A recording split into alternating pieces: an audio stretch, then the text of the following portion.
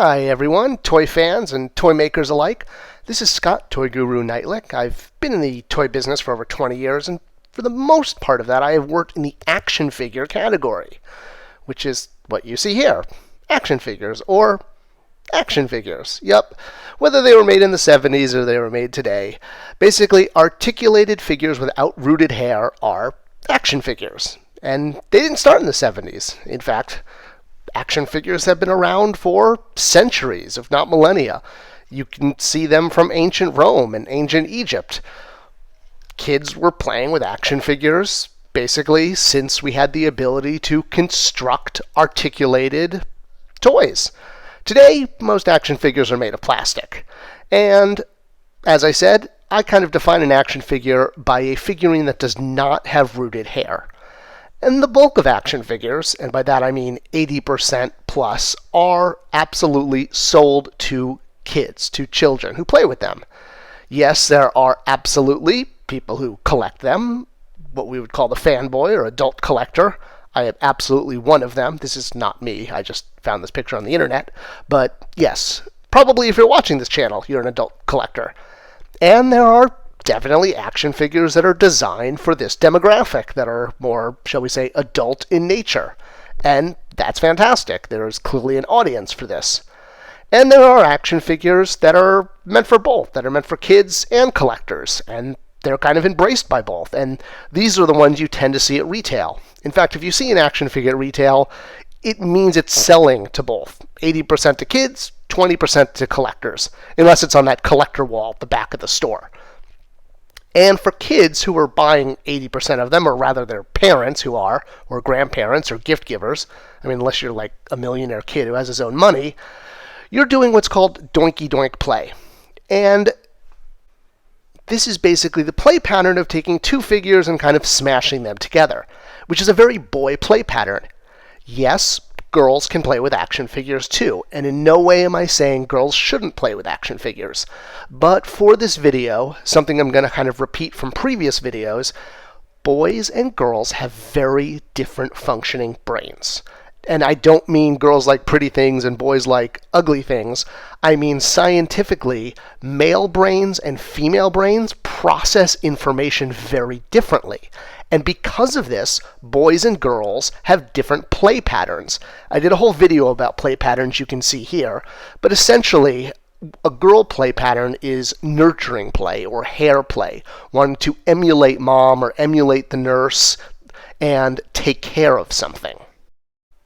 This is why year after year and decade after decade, the most popular toys for girls are dolls, because dolls emulate babies, which emulate nurturing care. Versus boys are more aggressive. For those of you who have kids, who have boys, you know this. For those of you who have been young boys, you know this. Boys, because of the way their brains work, they are more aggressive in their play patterns. And that is why vehicle play and action figure play tend to skew more towards boys. Again, girls can play with action figures. Boys can play with dolls. I'm not saying they can't. But overall, action figures tend to be a boy play pattern. Essentially, where you're taking one character, usually a good guy, and facing off against another character, usually a bad guy. This is all about conflict and resolution. The play pattern is essentially giving the emotional connection to the child, most likely a boy, that they can achieve victory, a sense of aggression, and a sense of payoff when they win that fight. That's why action figures are called that.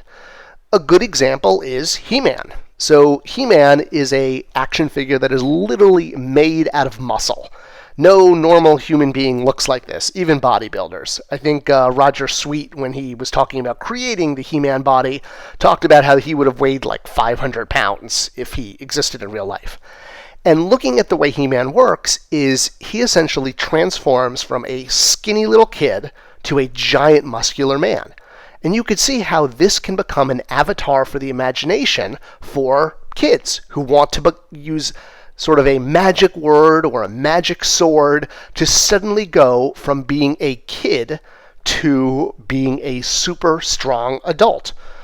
Captain Marvel, meaning the original Fawcett Captain Marvel, is a great example of this, where Billy Batson yelled Shazam and would turn into the mightiest mortal, Captain Marvel, or now he's called Shazam, but that's a YouTube video for another time. Another example of action figure play and the play pattern is reward. So this is something with Transformers that really pays off. So when you have Soundwave here, you have the ability to turn him into a different form, in this case a cassette player. And the ability to do that and the payoff, the feeling that you accomplished that, generates a huge sense of reward for kids. So why do action figures continue to sell and dominate the toy aisle, at least aisle 7G? Well, it's again, as I said, it's an avatar for the imagination. The young child, most likely a boy, sees himself or herself as that hero, and the action figure allows them to act out this fantasy. Again, yes, a girl can do this too. This isn't like an anti-social justice warrior video, but at the end of the day, as I said earlier in the video, boys and girls' brains function differently, and this is why action figures appeal more to boys and dolls appeal more towards girls. As an example, when you try to sell a doll in the action figure aisle, and by doll I mean a character with rooted hair, it doesn't work, because this is nurturing play. This is hair play. Or even when you make an action figure out of a girl, it doesn't necessarily sell as well. Shuri from Black Panther was hugely demanded when she wasn't in the original assortment of Black Panther figures. But then she shipped, and she became a peg warmer in a lot of places. She shipped one per case, so the fact that there's 4 on this peg means they went through 4 cases of Black Panther figures and still couldn't sell out of the Shuri figure. That's because at the end of the day, boys who want to get an action figure associate themselves with that figure. It's an avatar for the imagination for them to see themselves as that hero.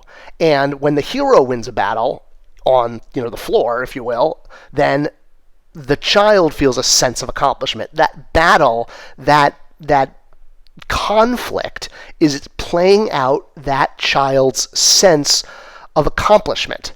And by winning that battle, they can see themselves as that hero, that figure in their hands that they have control over. They can control the action figure when they can't control the rest of the world. For girls, again, it's much more about nurturing play. The way girls, women, female brains function, being different from the way male brains function. Males are more aggressive, girls are more nurturing. And this is why, Andy in Toy Story got a Buzz Lightyear figure and not a Buzz Lightyear doll, because boys want avatars that can help them feel like grown-up soldiers to win battles. Yes, dolls do work for boys. Absolutely. I had a Cabbage Patch Kid when I was a kid, and I still have it. In fact, it's in my office, and I love it. And I'm not saying dolls don't work for boys and action figures don't work for girls. There are exceptions to the rule. But overall, the way a boy is constructed is to gravitate towards aggressive play patterns.